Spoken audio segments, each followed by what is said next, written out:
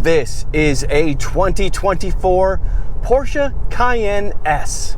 And while it is still riding on the third generation platform as it has done since 2019, Porsche significantly updated its full-size crossover SUV, and it now has new styling outside, new screens inside, and new engines under the hood. This Cayenne S specifically bucks the downsizing trend, as its engine has an entire extra liter and 2 more cylinders than the outgoing S model.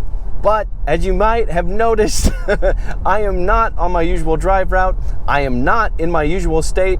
I am on a trip with Porsche, and on this trip, I got the chance to drive this Cayenne S for a little while, and I had to jump at the opportunity. With that said, this will clearly not be one of my full reviews, but I do plan on getting a Cayenne for a full review soon. But okay, let's talk pricing. The 2024 Cayenne, base Cayenne, now costs $80,850. If you move up to this Cayenne S, the price moves up to $97,350. And if you want to, Porsche will sell you a Cayenne Turbo GT for $197,950. Yeah, not cheap. With that said, now is a good time for me to pull over and show you around and inside this car in a bit more detail. Okay, I mentioned at the beginning that I'm not on my usual route and not in my usual state. I am in Georgia. More specifically, I am at the Road Atlanta racetrack for Petit Le Mans, which you can see in the background, hence the various stickers on the windshield of this Cayenne. But like I said, I had a chance to drive it, and I was not going to pass up the opportunity to share. Now, while you look at this car at first glance, there's not a lot of differences on the outside. The changes are pretty subtle, but what's under the hood is definitely significant and worth taking a look at. Looking at the car in front, the changes are subtle, but you can see a few differences, and in fact, the front fenders, headlights, and hood are different. I do quite like these wide and horizontal slots in the lower part of the front grille, as well as this little takedown here, an extra little duct right here. You can see intercoolers in the back of that. The headlights themselves now have these quad lamps right here, double stacked, and we have daytime running lights kind of running along top. It says Porsche right along there, which is a nice touch. The hood is cut a little bit differently and has some interesting shape to it, but as I said, it's what's underneath that I really want to share. There it is, a turbocharged 4-liter V8 that's now under the hood of the Cayenne S. 468 horsepower, 442 pound-feet of torque. Yes, those are very good numbers, right? This plastic does largely cover everything up, but we do see these 2 central intakes right here, and as I showed you before, we have intercoolers hanging out on the sides. The center line of the front axle is right about here, so much of the V8 is actually ahead of the axle, but because this is mounted fore aft and not side to side, the transmission is behind it, and the weight balance really isn't that bad. But more than anything, we've got more power and a much improved sound from the V8, and that's worth celebrating.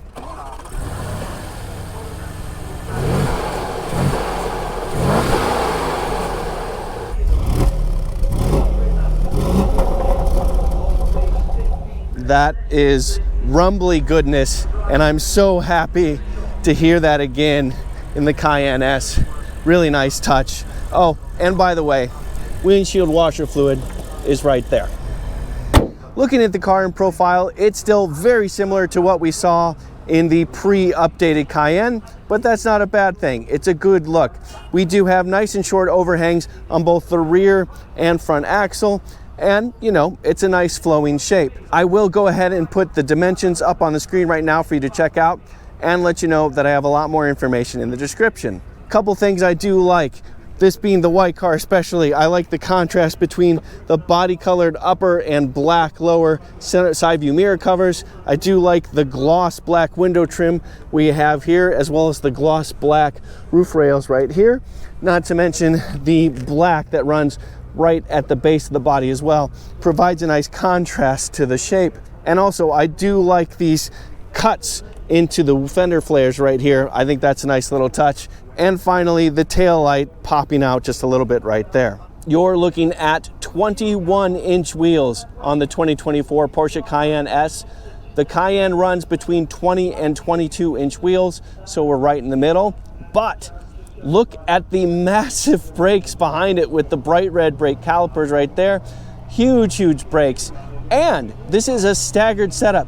We have 285 section width tires in front and 315 section width tires in back. Now the brakes are a bit smaller, but those are still 4-piston fixed calipers back there. Pretty darn healthy brake. Looking at the car from the rear, again, the shape is very similar to the pre-updated Cayenne. I do like this more 3D looking full width tail lamp right here. Porsche just below that, Cayenne S. And again, we have more contrasting colors. We have black underneath this roof mounted spoiler for all that needed downforce. Then we have the tail lamp and then more black, and then more black down to the base before we get to the bottom with these quad exhaust tips, which are beefy and really nice looking and completely real. You get 27 cubic feet of storage behind the second row. You also have this nice little cargo net here on this side, and you do have a little bit of space beneath the floor right next to the space saver spare. And if you need more than 27 cubic feet of storage and don't need to carry any more than one passenger, that's easy to do.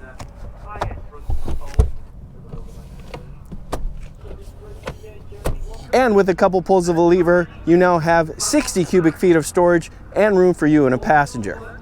All right, let's check out the inside.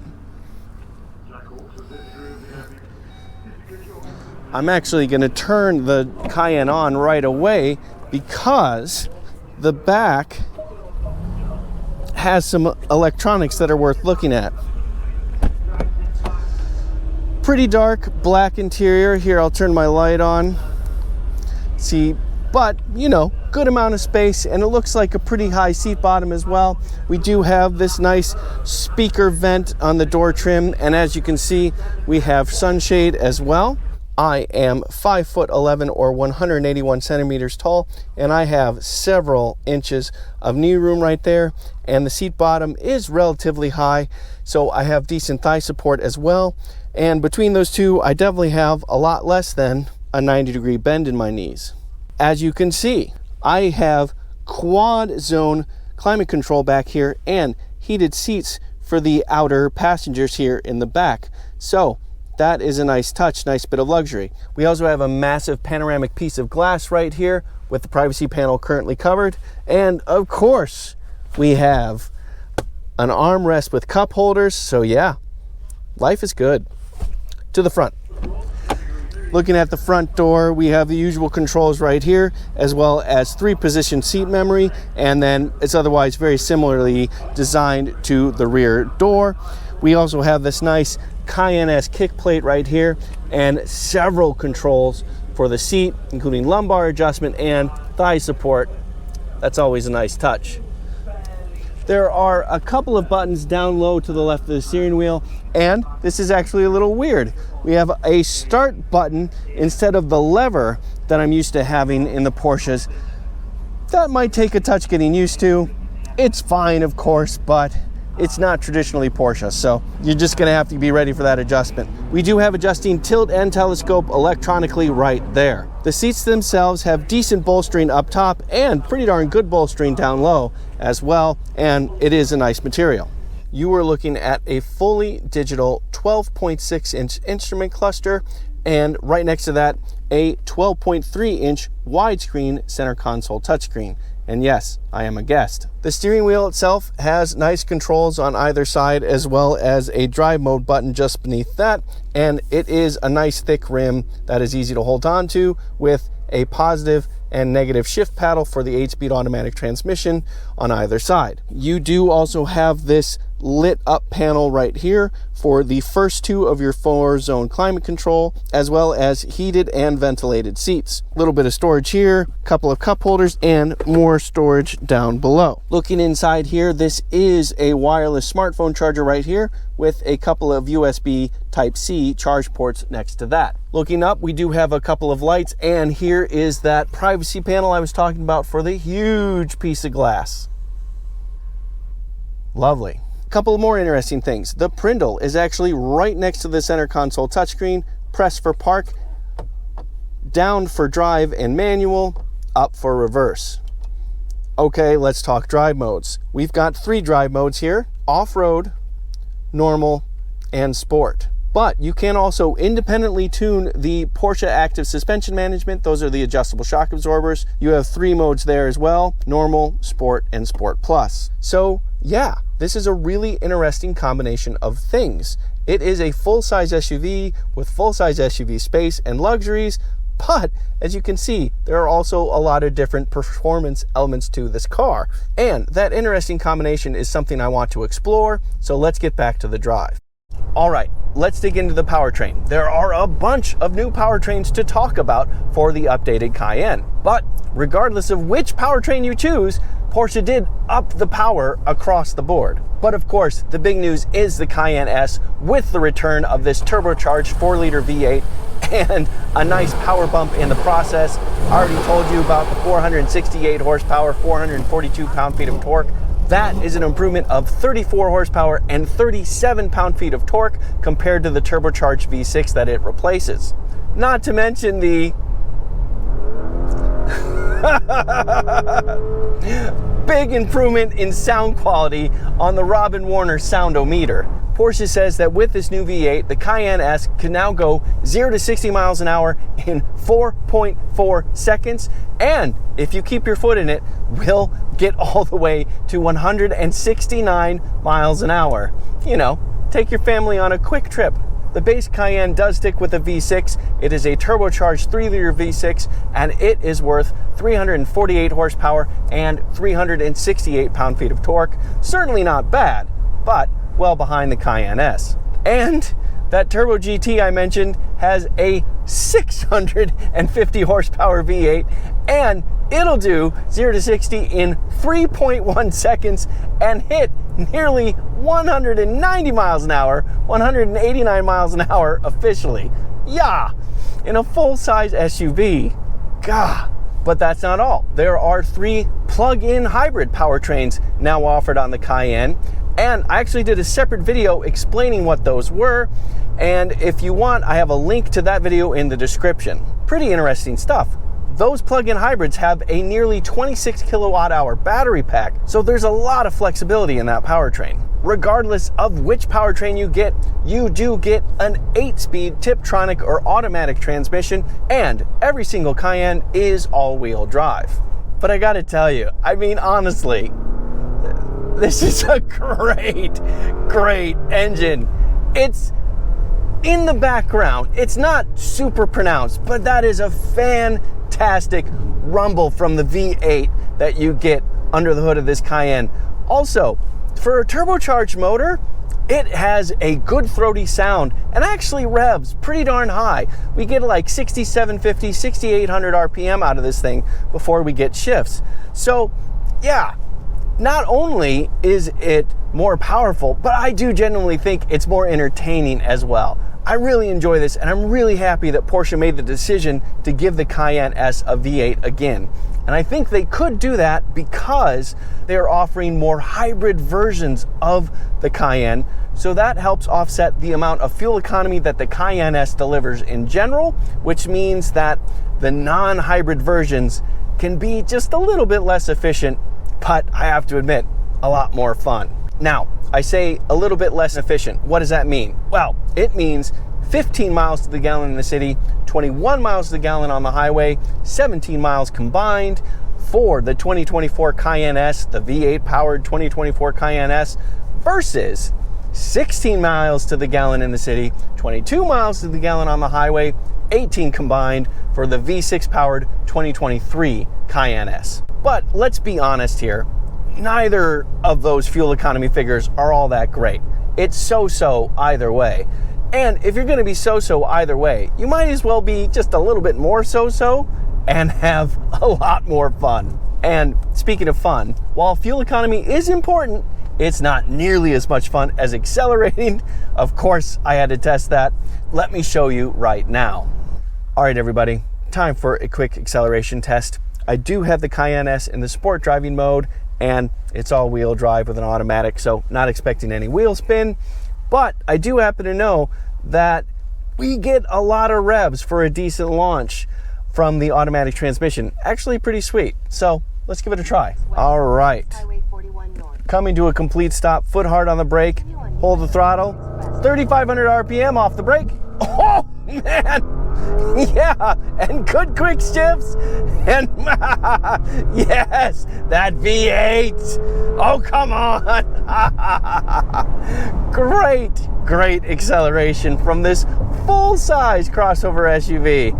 Really well done. Thank you for the return of V8. This is a full-size SUV, but this is also a Porsche, so we do have to talk about the chassis just a little bit. There are some important things here to discuss.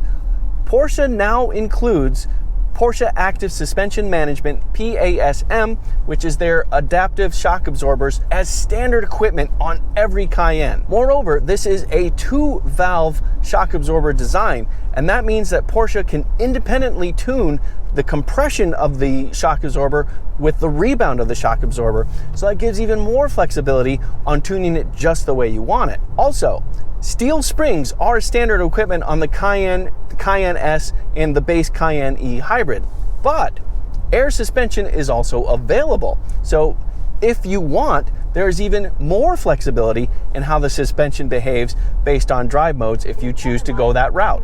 And what that means is that Porsche had more ability to tune the Cayenne to have both a nicer ride and sharper handling. Now, I didn't get a chance to do a proper handling test, but in the general drive I've had, the body feels very well controlled, and yet the ride is also plenty compliant. It's not supple or soft, but it's also not harsh in any condition.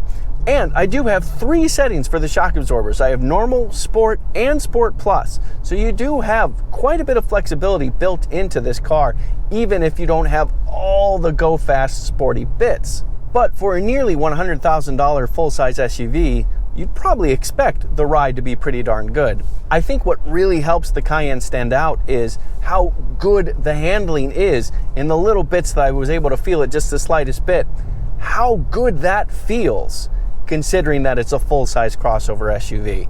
You still get the Porsche-ness in this car, and that's what's critical. Now, Porsche does offer a lot of driving aids that you see on modern cars these days, but not all of them are standard equipment. Some of them are. A lot of it, though, is optional. I'll go ahead and put that list up on the screen right now so you can get a sense of what I'm talking about. Now, for me personally, I'm not the biggest fan of these driving aids. I'm an enthusiast. I really like driving. But if that is something that is important to you, the fact that that is available but optional is something to consider. So, what do we think of this 2024 Porsche Cayenne S? I love the return of the V8. Super happy that we have another V8 to play with in a full-size crossover. In an age of ever downsizing, it's nice to see something go the other direction. The fact that we get to go up a liter and get 2 more cylinders back, that's super nice. And I think the styling looks nice. You know, the first Cayenne, which came out in the early 2000s, to me looked a bit awkward. The second generation was a big improvement on that, and the third generation, a big improvement again.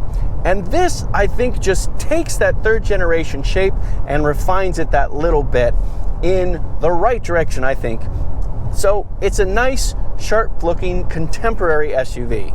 Now, clearly, I did not get to give it the full review that I usually like to do, but I can say that this is definitely appealing and interesting enough to really want to do one that much more. I'm Robin Warner, thank you for watching. And if you like this video, please let me know by giving it a thumbs up. Doing so helps me out a lot, and I'd really appreciate it. Also, I do have a car website now. It's called viewsonvehicles.com. There is where I give reviews, but also car news and some other things that are going on in the auto industry. I'd really appreciate it if you check that out as well. Not that long ago, I did get a chance to review the Porsche Macan S and the Porsche Macan T, the baby brother to the Cayenne. And if you're at all interested in a Porsche SUV but don't need something quite this big, you should definitely check those out as well. And from there, I reviewed quite a bit of stuff by now. Something will pop up on the screen next to me. Hopefully it's something you're interested in. And if you do end up watching it, I definitely hope you like it. Okay, goodbye for now.